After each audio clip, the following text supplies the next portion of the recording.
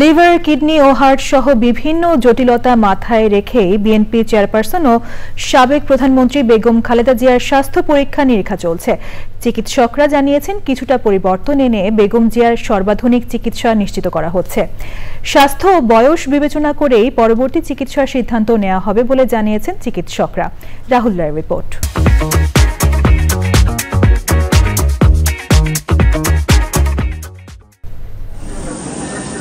লন্ডনে BNP chairperson ও সাবেক প্রধানমন্ত্রী বেগম খালেদা জিয়ার চিকিৎসার ৬ দিন পার হয়েছে।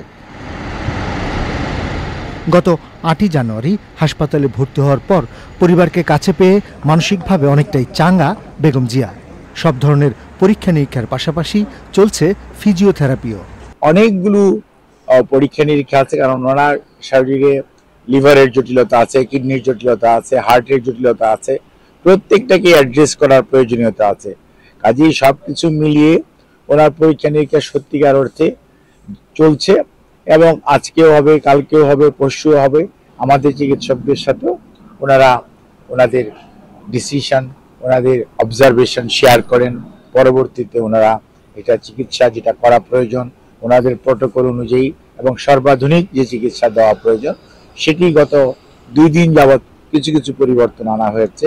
চিকিৎসকরা মনে করছেন, বিভিন্ন দিক বিবেচনা করেই পরবর্তী চিকিৎসার সিদ্ধান্ত নিতে হবে। ওনার ডে টু ডে ব্যালেন্স খুবই মেনটেন করতে হয়। শি ইজ রানিং 79, যে কথাটি আপনি বলছেন লিভার ট্রান্সপ্লান্টের issue, yes it is keeping in mind. কিন্তু মনে রাখতে হবে, হয়তো ইট ইজ ফিজিবল, হয়তো ইট ইজ আদৌ করার মতো অবস্থার মধ্যে আমরা কি এখনো আছি কিনা, অথবা কিভাবে করলে উনি আরো ভালো থাকতে পারবেন, আমরা কি রিস্ক বেশি নিয়ে ফেলবো, এইসব অনেক জিনিস আছে।